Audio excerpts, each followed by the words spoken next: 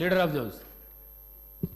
Speaker sir, పెద్దలు శ్రీనివాస్ రెడ్డి గారు శాసనసభ్యులుగా, మంత్రిగా, ఇదే సభలో స్పీకర్గా సుదీర్ఘమైన అనుభవం వారికి ఉన్నది. మాజీ ముఖ్యమంత్రి చంద్రశేఖరరావు గారితో కలిసి పనిచేసిన సుదీర్ఘమైన అనుభవం కూడా వారికి ఉన్నది. అయితే ఇక్కడ వారు కొన్ని విషయాలు మరి సందర్భంగా గుర్తు లేదో రాలేదో నాకు తెలియదు. వారికి మీ ద్వారా గుర్తు చేయదలుచుకున్నాను. 2011 సంవత్సరంలో శాసనమండలి ఎన్నికలలో భారతీయ జనతా పార్టీ టీఆర్ఎస్ పొత్తు పెట్టుకున్నారు. ఆనాడు ఇదే సభలో ఉన్న ఈరోజు కేంద్ర మంత్రి బీజేపీ అధ్యక్షుడు కిషన్ రెడ్డి గారు, ఎండెల లక్ష్మీనారాయణ గారు, ఇద్దరు శాసనసభ్యులు బీజేపీ నుంచి టీఆర్ఎస్ అభ్యర్థికి అధికారికంగా ఓట్లేసినరు. ఒకటి. రెండవది, ఆనాడు ముగ్గురు టీఆర్ఎస్ ఎమ్మెల్యేలు కిరణ్ కుమార్ రెడ్డి గారికి ఓటేసిండ్రు. ఆ ముగ్గురు ఎవరే అంటే ఏనుగు రవీందర్ రెడ్డి గారు, కావేటి సమ్మయ్య గారు, కల్వకుంట్ల విద్యాసాగర్ రావు గారు. ఆ ముగ్గురు టీఆర్ఎస్ అభ్యర్థికి ఓటేయకుండా కిరణ్ కుమార్ రెడ్డి గారికి మద్దతు ఇచ్చినందుకు చంద్రశేఖరరావు గారు వారిని పార్టీ నుంచి బహిష్కరించడం జరిగింది. ఆ సందర్భంగా ఎమ్మెల్యేలు ఏం చెప్పిండ్రంటే, అయ్యా మీ అల్లుడు గారే మమ్మల్ని ఇక్కడ ఓటేయమని చెప్తే మేము పోయి అక్కడ ఓటేసినాము, ఓటేయమన్న మీ అల్లుడినేమో ఇంట్లో పెట్టుకున్నావు, మమ్మల్ని పార్టీ నుంచి ఎట్లా బహిష్కరిస్తావు అని వాళ్ళు మాట్లాడడంతో తిరిగి 2014లో వారికి టికెట్లు ఇవ్వడం జరిగింది. నెంబర్ 1. నెంబర్ 2, 2014 నుంచి 2023 వరకు పార్లమెంటులో ఏ సందర్భం వచ్చినా అధికారికంగా అక్కడ రికార్డులు ఉన్నాయి. కావాలంటే వారి పెద్దలు పోచారం శ్రీనివాసరెడ్డి గారు, నామ నాగేశ్వరరావు గారికో లేకపోతే కేశవరావు గారికో వారు అడిగితే ఎన్ని బిల్లులు వచ్చినప్పుడు లోక్సభలో కానీ రాజ్యసభలో కానీ వారు ఎవరి పక్షాన నిలబడి ఎవరికి మద్దతు పలికినరో అక్కడ సజీవంగా సాక్ష్యాలు ఉంటాయి.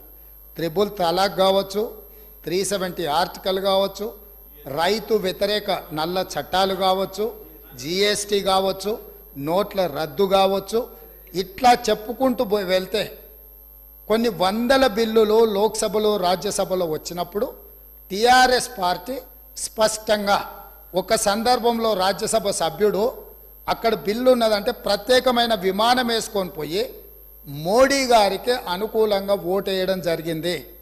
Bharatiya Janata party, BRS, BJP ఒకే రకమైన ఆలోచన విధానంతో గత 10 సంవత్సరాలు ప్రభుత్వాలను కలిసి నడుపుకున్నారు. వాళ్ళిద్దరు కలిసి చర్చించుకున్నారు.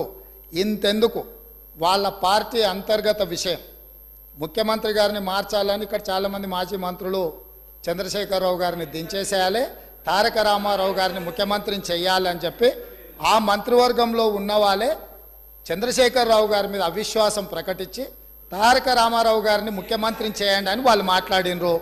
వాళ్ళందరూ ఒత్తిడి తట్టుకోలేక చంద్రశేఖరరావు గారు వెళ్ళి నరేంద్ర మోడీ ప్రధానమంత్రిని కలిసి నేను అక్కడి నుంచి మా వాళ్ళు తప్పుకోమంటుండ్రు, తప్పుకుంటా తారక రామారావు గారిని తెలంగాణ రాష్ట్రానికి ముఖ్యమంత్రిని చేస్తా, మీరు నాకు అనుమతి ఇవ్వమని అడిగినరని, నేను వారసత్వ రాజకీయాలు లేకపోతే రాచరికాలను నేను సమర్థించను, నేను వ్యతిరేకిస్తున్నా, అది ఎలా సాధ్యమో అని నేను చంద్రశేఖరరావును నిలదీసినని భారత ప్రధానమంత్రి తెలంగాణ రాష్ట్రానికి వచ్చినప్పుడు స్పష్టంగా ప్రకటన చేసిండు.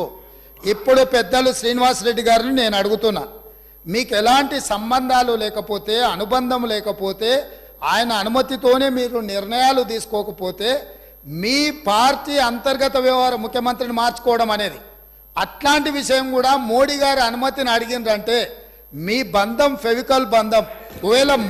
ఒకవేళ మీకు కేసీఆర్ గారు చెప్తుండ్రో లేదో వాస్తవాలు ఒక్కసారి ఇప్పుడు నేను చెప్పిన చరిత్రను మొత్తము వారు తెలుసుకోవాల్సిందిగా నేను కోరుతున్నా. మీకు కొన్ని చెప్తాడు, కొన్ని దాస్తాడు. కాబట్టి దాసినై మీకు ఒకవేళ ఎప్పుడైనా అనుమానం వస్తే మీరు ఎప్పుడైనా నన్ను అడగొచ్చు, స్వేచ్ఛగా వచ్చి కలవచ్చు. మిగతా వివరాలన్నీ కూడా నేను మీ దృష్టికి తీసుకొస్తాను.